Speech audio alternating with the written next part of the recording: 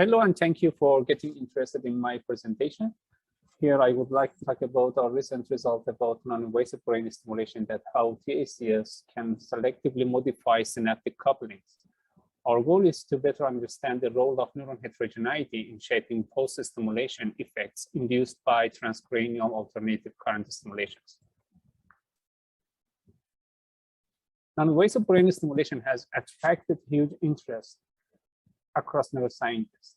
Many recent papers have studied the effect of brain stimulation on brain rhythms, and I will put some of those in the comments. Neuroscientists have used these techniques to modify brain function, and also it can be used as a treatment for some brain diseases like major depression.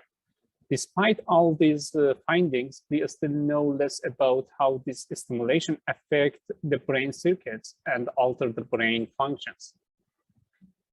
In this study that I'm going to show you some of our results, we would like to test one parameter that we think has an important role in the response of the neuron to incoming stimulation, and so on the synaptic modification.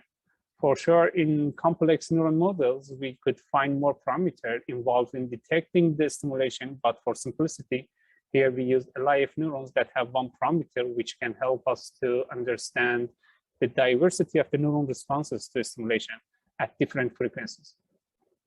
So we have heavily integrated fire model here, in which has one parameter called membrane time constant, tau m, that indicate how fast the neuron can integrate incoming inputs. The model consists of a time-varying external input reflecting the input that the neuron receives from other neuron in the network, and the time-varying periodic signal as a brain stimulation input. The membrane time constant is defined by this equation, where the Cm is the membrane capacitance and the Rm is the membrane resistance. And we will use these equations as the Hebbian spike time dependent plasticity rule for synaptic modification.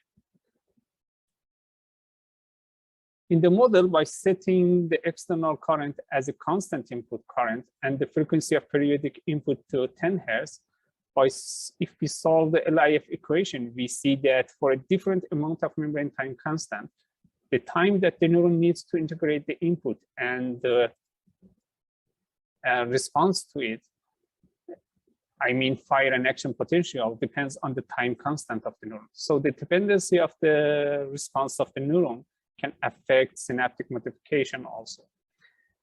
Also, then the response of the neuron, and so the change in synaptic weights depends on the stimulation frequency that we showed in the right figures.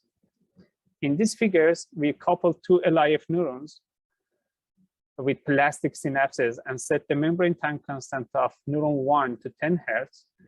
And we alter the membrane time constant of the second neuron from 5 to 20 milliseconds as x-axis in these figures.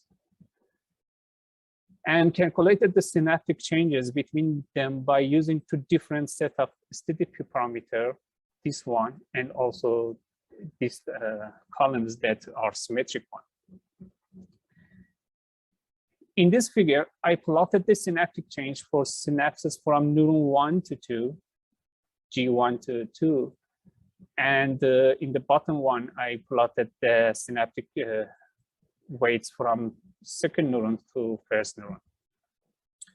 And as I said, in the right panel, I used just different set of the parameter for STDP.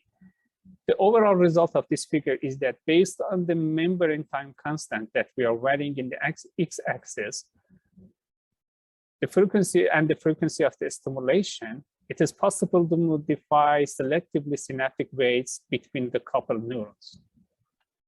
So for each of these time constant of the membrane, there are some preferred frequency that we can modify the synaptic weights to its maximum value, or we can decrease it. To see the effect of interaction of population frequency and the stimulation frequency, again, we coupled two LIF neuron with plastic synapses. Now, in a more realistic case, each neuron is receiving a Poissonian spike train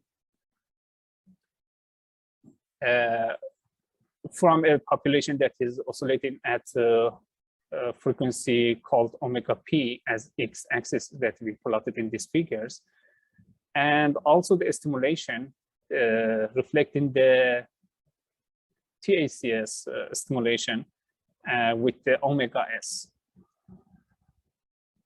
For four different values of the tau m for first and second neurons. In the right panel, I just plotted the synaptic weight from the second neuron to first neuron, and in the left panel, I plotted the synaptic weight from first neuron to second neuron.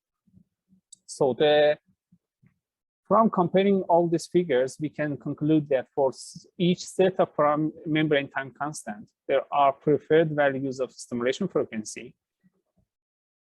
that can be used to increase or decrease the synaptic weights between coupled neurons. Interestingly, we see for symmetric case where the membrane time constant of neurons are the same, almost all at all frequency of population activity and the stimulation, we don't see any significant synaptic changes.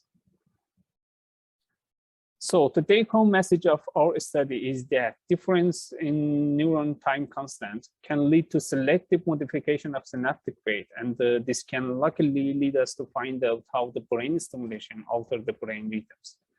In the end, I would like to take the chance and thank Dr. Lefebvre, who supervised me in this work. Thank you.